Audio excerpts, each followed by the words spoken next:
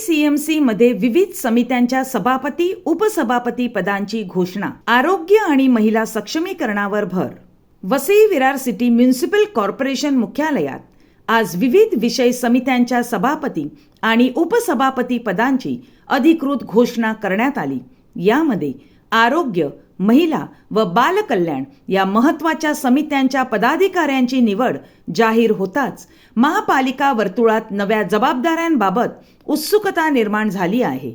महापालिकेच्या आरोग्य समितीच्या सभापतीपदी निलेश देशमुख यांची निवड करण्यात आली असून उपसभापतीपदी निशाद चोरगे यांची निवड झाली आहे.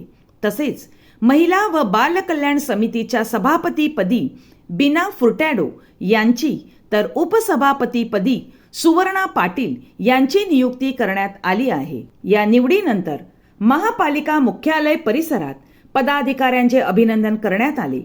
कार्यकर्ते आणि समर्थकांनी जल्लोष करत नव्या पदाधिकाऱ्यांवर शुभेच्छांचा वर्षाव केला. आगामी काळात नागरिकांच्या मूलभूत प्रश्नांवर अधिक प्रभावीपणे काम करण्याची अपेक्षा व्यक्त केली जात आहे. नवनियुक्त आरोग्य सभापती निलेश देशमुख यांनी माध्यमांशी संवाद साधताना वसई विरार महापालिका क्षेत्रातील आरोग्य व्यवस्था अधिक सक्षम, गतिमान आणि नागरिकाभिमुख करण्यासाठी प्राधान्याने काम करणार असल्याचे सांगितले. महापालिकेच्या रुग्णालयांमध्ये सुविधा वाढवणे, औषधांचा पुरेसा साठा उपलब्ध ठेवणे, स्वच्छता आणि प्रतिबंधात्मक आरोग्य सेवांवर भर देणे तसेच नागरिकांना दर्जेदार आरोग्य सेवा मिळवून देण्यासाठी प्रशासनासोबत समन्वयाने काम केले जाईल अशी ग्वाही त्यांनी दिली. महिला व बालकल्याण समितीच्या नवनियुक्त सभापती बीना फुर्टॅडो यांनी महिलांच्या सक्षमीकरणासाठी विविध योजना प्रभावीपणे राबविण्याचा निर्धार व्यक्त केला. महिलांना रोजगाराच्या संधी उपलब्ध करून देणे, स्वयंरोजगार प्रशिक्षण, बचत गटांना प्रोत्साहन, बालकांच्या आरोग्य आणि पोषण योजनांचा विस्तार यासारख्या विषयांवर विशेष भर दिला जाणार असल्याचे त्यांनी स्पष्ट केले. महापालिकेतील या नव्या नियुक्त्यांमुळे प्रशासनिक कामकाजाला अधिक वेग मिळण्याची अपेक्षा व्यक्त होत असून नागरिकांच्या आरोग्य आणि महिला कल्याणाशी संबंधित प्रश्न सोडविण्यासाठी या समित्या महत्त्वाची भूमिका बजावतील अशी चर्चा राजकीय वर्तुळात सुरू आहे. निलेश देशमुख, वसई विरारमधील नागरिकांना अधिक चांगल्या आणि दर्जेदार आरोग्य सुविधा मिळाव्यात यासाठी आम्ही कटिबद्ध आहोत. महापालिकेच्या आरोग्य यंत्रणेला अधिक सक्षम करण्यासाठी ठोस पावले उचलली जातील. बीना फुर्टॅडो, महिलांपर्यंत शासनाच्या विविध योजना पोहोचवून त्यांना रोजगार आणि स्वावलंबनाच्या संधी उपलब्ध करून देण्यासाठी प्राधान्याने काम केले जाईल. जे मला भावनात्मक आणि हे खूप भरून आलेलं आहे. मला दिवंगत माझे पती त्यांची आठवण होत आहे. त्यांच्या पुण्याईमुळे मी आज आणि लोकनेते आपले सगळे महापौर, आपले सगळे ज्येष्ठ नेते सर्वांच्या आशीर्वादामुळे मला आज मी इथे विराजमान झालेले आहे. माझं मुख्य ध्येय असणार आहे, ज्या परित्यक्त स्त्रिया असतील, ज्या अनाथ असतील, ज्या विधवा असतील किंवा ज्यांचं असं कोण नसेल अशा निराधार स्त्रियांसाठी मला काम करायला आवडेल. महिलांसाठी ज्या अशा महिला आहेत अशांसाठी त्यांना रोजगारीसाठी काहीतरी त्यांना रोजच्यासाठी काहीतरी असं मिळवून देण्यासाठी माझा नक्कीच हे असेल.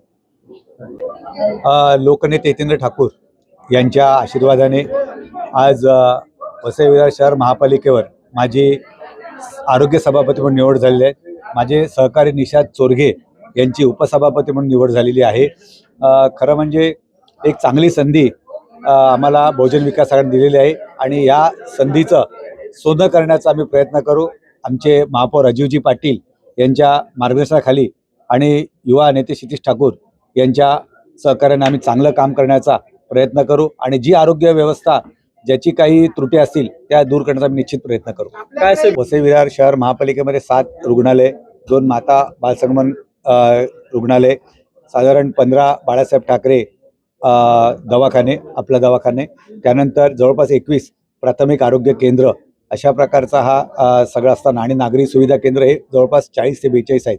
तर या सगळ्या ठिकाणी आम्ही जाऊन त्या ठिकाणी भेटी देऊन त्या ठिकाणी जास्तीत जास्त रुग्णांना कशा सुविधा उपलब्ध करण्यात येत असेल आणि जो वसई नालासोपारा आणि विरार या शहरामध्ये नागरिकांच्या आरोग्याची कशा प्रकारे काळजी घेता येईल आणि जो शासनाच्या किंवा करण्याचा जो पैसा असेल तो योग्य ठिकाणी मार्गी लावून जनतेला त्याचा कसा त्या ठिकाणी सोयी देता येतील यासाठी आम्ही प्रामाणिकपणे प्रयत्न करू.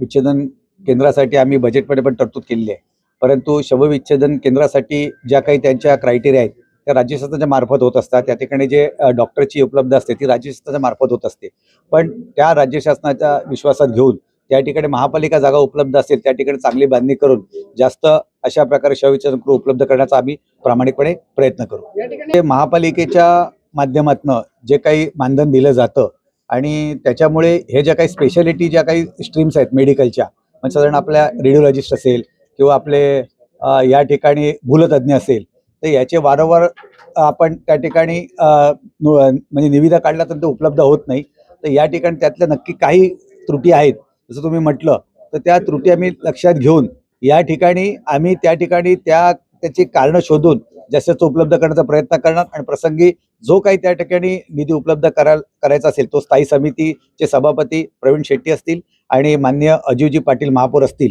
या दोघांच्या मार्गदर्शनाखाली या ठिकाणी उपलब्ध करण्याचा प्रयत्न करणार.